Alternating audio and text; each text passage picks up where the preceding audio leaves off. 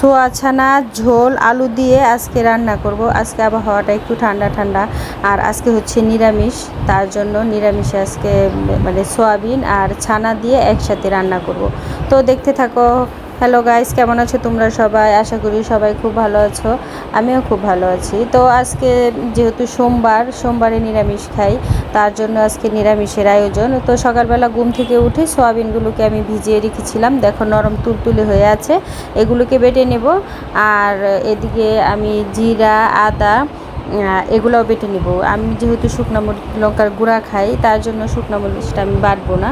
এদিকে দেখো মানে সোয়াবিনগুলো আমার বাটা হয়ে গেছে, আর ছানাটাকেও আমি একটু বেটে নিয়েছি, তাহলে মানে মিক্সড করতে মানে সুবিধে হবে। তার মধ্যে আমি আদা জিরা ধনিয়ার গুঁড়া শুকনো লঙ্কার গুঁড়া লবণ অল্প একটু চিনি হলুদ গুঁড়া মানে সব একসাথে মিক্সড করে নিব, ভালো করে মেখে নিব। ভালো করে মেখে নিলে বড়াগুলো একদম মানে ফুলে মানে আমি গোল গোল করে বড়াগুলো বানাবো, তার জন্য মানে ভালো করে মেখে নিতে হবে।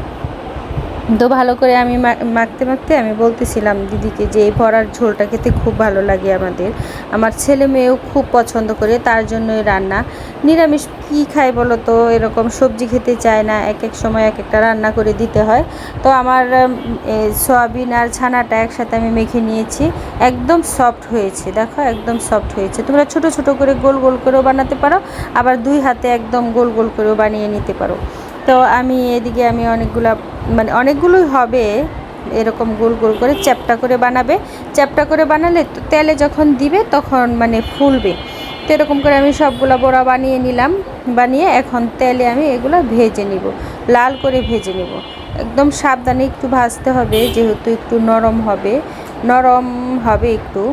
তো এইদিকে আমি আলুগুলা ভেজে তারপর কড়াই দিয়ে আবার বড়াগুলো ভাজার জন্য আমি তেল দিয়ে দিয়েছি। তেলটা ভালো করে গরম হয়ে আসলে তারপর বড়াগুলো দিয়ে দিব। তো এপিট ওপিট করে আমি এগুলোকে লাল করে ভেজে নেব। তো তোমরা চাইলে এই সাদা তেলের সাথে ঘি ব্যবহার করতে পারো, আমি ঘি এখন দেব না, নামানোর আগে ঘি দিয়ে দিব। তো যখন বড়াগুলো ভাজবে কড়াইটা অবশ্যই ভালোভাবে গরম করে নিবে, না হলে কিন্তু কি হবে বড়াগুলা কড়াইয়ে লেগে যাবে, তার জন্য বড়া সব ভেঙে যাবে আর খাওয়া হবে না।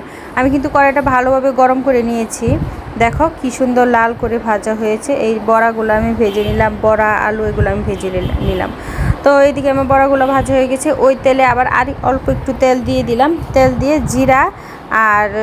জিরা আর শুকনো মরিচ দিয়ে দিব ফোড়ন দিয়ে, আমি আবার ওই আদা বাটা আদা জিরা ধনিয়া শুকনো লঙ্কা সবগুলো একসাথে দিয়ে দিব। এদিকে দেখো আদা দেওয়ার সাথে সাথে এরকমভাবে ছিটতেছে, মানে আশেপাশে থাকার মতো অবস্থা না, একদম ভয় পেয়ে গেছি আমি।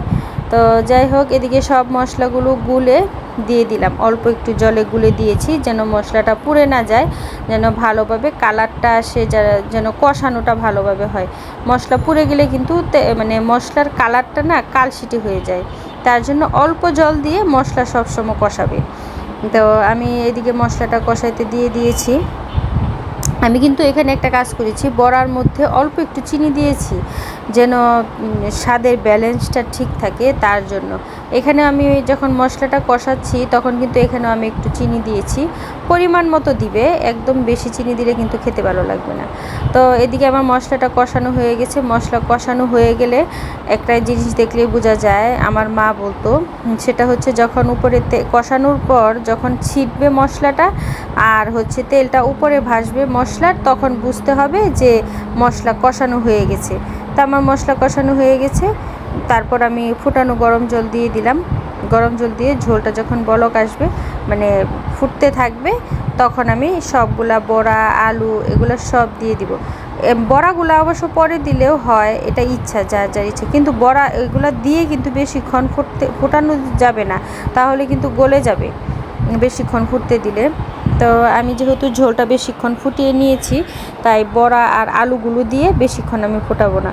তো একটু ভালোভাবে যখন ফুটে আসবে, তখন এটার মধ্যে আমি ঘি আর গরম মশলা দিয়ে দিব, এলাচ দারচিনি বাটা আর কি, গরম মশলা যেটাকে বলে। তো এই হলো আমার আজকের রান্না। তো আমি এখানে ঘি দিয়ে দিয়েছি, তারপর দিব হচ্ছে এলাচ দারচিনি বাটা দিয়ে, তারপর আমি এটাকে নামিয়ে নিব। নামানোর আগেই দিতে হয়। তো এই ছিল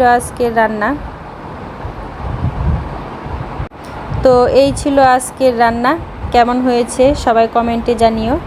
ভালো থেকো। আবার আসবো নতুন অন্য কোনো আরেক ভিডিও নিয়ে।